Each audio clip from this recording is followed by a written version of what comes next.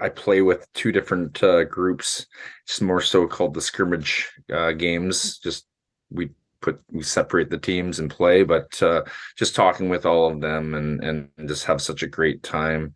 Um, Not only playing on the ice, but learning from them as well of what their hockey journey and their lives coming up was like. And now, I mean, all these kids we're going with the U13 Admirals group to China in January and end of Great. January, and what an opportunity for those kids, and incredible commitment by the I think it's called the Aomi Sports from China to be able to help with those funds to bring those players over. And just a new I guess these kids will definitely get a new perspective on the world at such a young age, where I did get to go that far at young age. But yeah, it's just Cam and I were talking previous to coming on here with the recording, but it's just what you can get out of hockey as well. As much as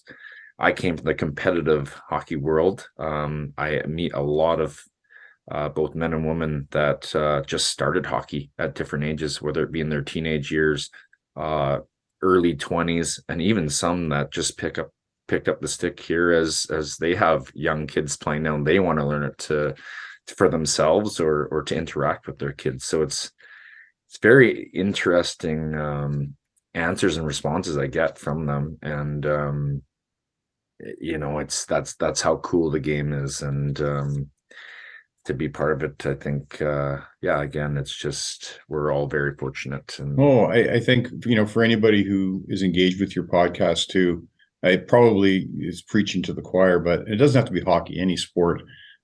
Stay involved. That's where your friendships are going to be, or at least some of them. Personally, I didn't know how important it was for me to continue to play hockey when I was practicing law in Edmonton, right? I'm not playing competitively anymore.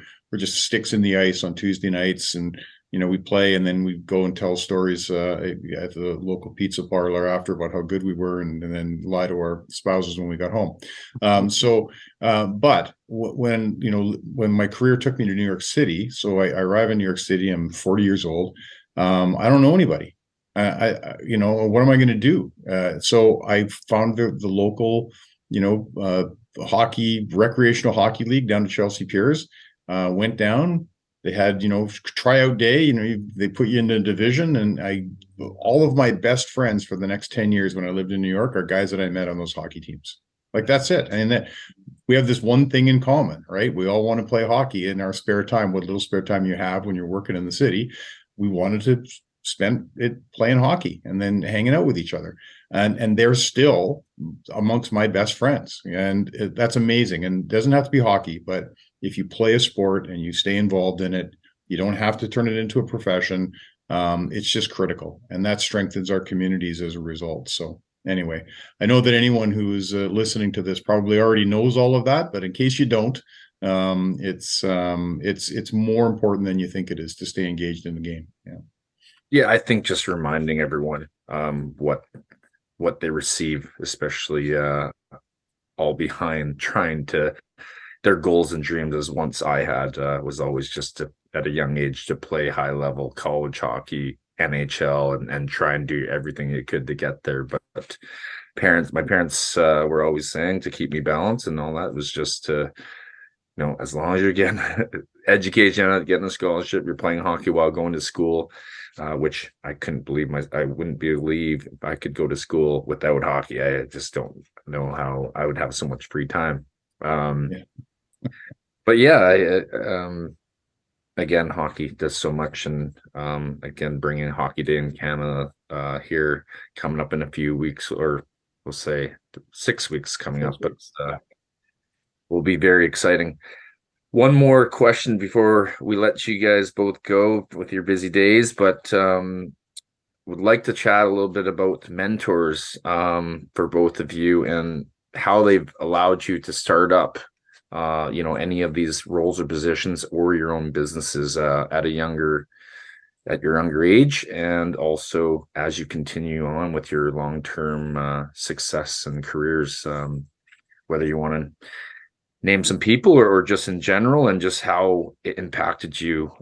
It really, I mean, we provide in our hockey, in our community, we're providing many different former players, coaches, and that, and mentors to help the kids out. It's just first people to look up to. Cam Hope's always been my mentor. I've looked up to him ever since I was a young boy. You stole my thunder. I was going to say John Wilson. Yeah. I'm very fortunate. I come from a family business. I'm second generation, and my dad mentored me along. My mom and dad, I should say, mentored me along, and they have been integral. I'm very fortunate to have them in my life, and they helped start our company and build our company. And I was fortunate enough to be able to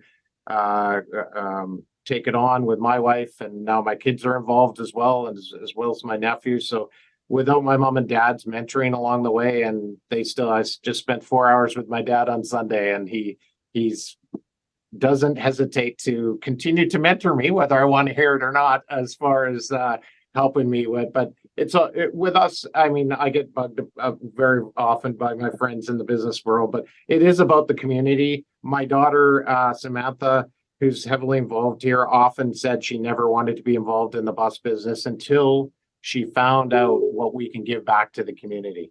And this is a special, born and raised here, it's a special place where if you give to and be involved in the community, it's not just all about money, it's about time. And I mean, Cam talks about all the volunteers in hockey, right? In minor hockey, and on it goes. You create relationships, friendships, and people want to support you. They want to support you, and in turn, they want to support your business. It happens in Victoria.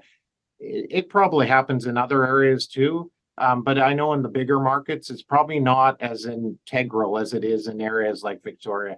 Thrifty Foods is a perfect example where the Campbell family, who Mr. Campbell was one of my idols, and he did it the right way. He built it.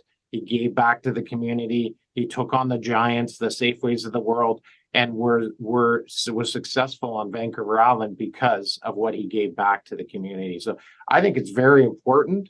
And I learned that from a lot of people, my dad, but other business folks as well as Mr. Campbell.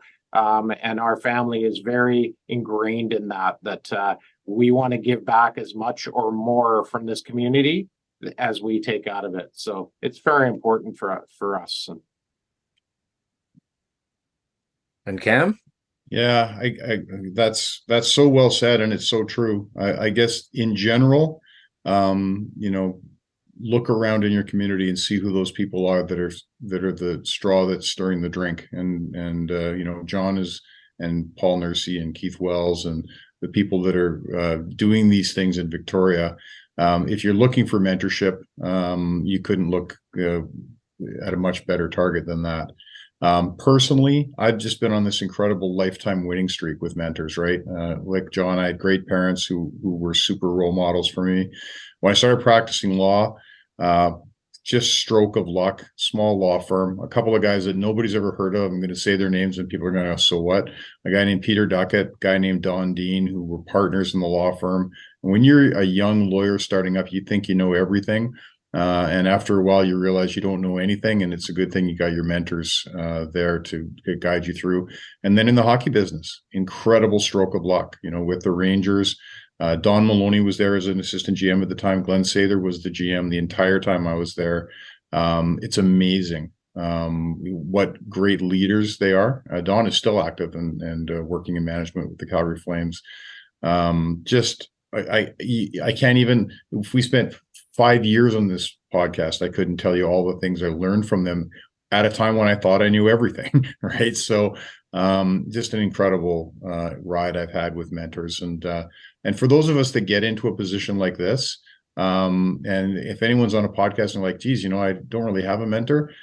I love it when I get a call out of the blue. I'll get a call from a student at Camosun. I'm sure John does too, because of his business acumen, and where someone will say, "Look, can I bother you for 15 minutes, or can we have a coffee? I want to know, a little bit about, how you got where you are."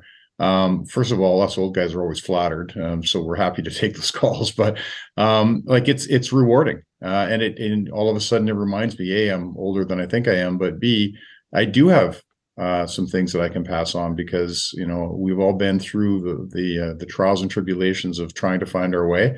But if you're lucky like me and you've been able to glom onto some great mentors, it's time to give back. So that's a great question.